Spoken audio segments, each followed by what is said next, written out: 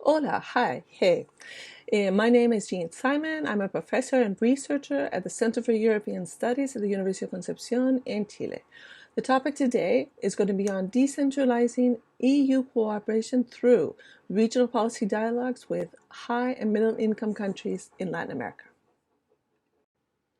Within the complex network of EU-Latin American relations, the Regional Policy Dialogue, RPD, is a new mechanism that has developed over time. The first period corresponds to 2007 and 2012, and there's a series of different strategies as the EU is trying to strengthen the relationships between the EU and different countries, especially the high and middle income countries.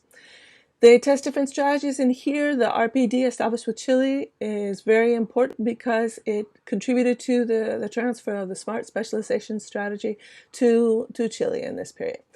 Also, in this period, CELAC becomes the official counterpart of the EU over other organizations such as Mercosur. In the second period, which is between 2013 and 2016, we define as a consolidation period of the regional policy dialogue. A certain form is adopted, and RPDs are established with 4 countries, as well as with the Central American organization SICA. And then from 2016, there's a consolidation of the decentralized cooperation offer that's provided and especially focused to city and region-to-region program, connecting with earlier programs that have been developed by the EU. The regional policy dialogues are a relatively new mechanism. The regional policy dialogues are organized by the Directorate General for Regional and Urban Policy of the European Commission, working both within the European continent and other continents, and especially within Latin America. It's been implemented principally in Latin America to transfer the Smart Specialization Strategy, which, as I said, was used as well on the European continent.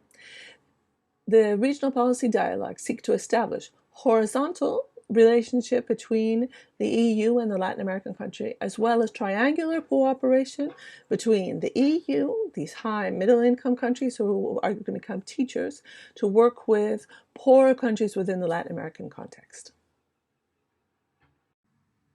The regional policy dialogues are a form of decentralized cooperation because they facilitate relations between cities and regions to regions. And they also are based in international expertise, and so the principal cooperation activities are: 1, high-level visits to promote the strategies; 2, technical support through training and interregional conferences and workshops; 3rd, as we already mentioned, strengthening of city-to-city and region-to-region partnerships through visits. And so we may have a team from Concepción who will visit Bilbao, and companies from Bilbao that will visit Chile as well. So another characteristic of this is that it's also public and private, which is very important in Latin America to strengthen those relationships. And then finally, the principal results of this decentralized cooperation and international expertise has been: 1, the dissemination of the European experiences in S3, because many of the counterparts are cities or regions that have developed the Smart Specialization Strategy. 2, there's a series of pilot initiatives to adapt the approach to different contexts, and so as a Smart Specialization Strategy develops within the EU, these are also developed further within these partnership programs. And 3, there's the establishment of strategic alliances with EU regions to develop joint projects. Here's an example of the partnership agreement between Peru and the EU that develops 1 city-to-city exchange program and 2 region-to-region. And as we commented, that it involves a series of different elements or components that are also agreed upon to promote and strengthen the relationships.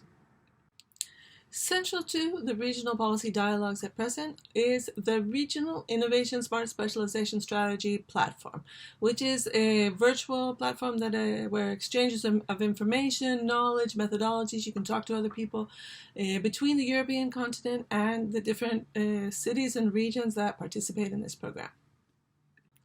The Smart Specialization Strategy has been transferred principally to Latin America, as we can see on this map, but also to other countries. It's just that in Latin America has been a key element that has strengthened the relationships between the EU and America Latina. To conclude, I just wanted to highlight that different context generates different results. In some ways, the programs have been established for each country and negotiated, and so here are the principal results with respect to the principal countries in Latin America. Thanks for your attention.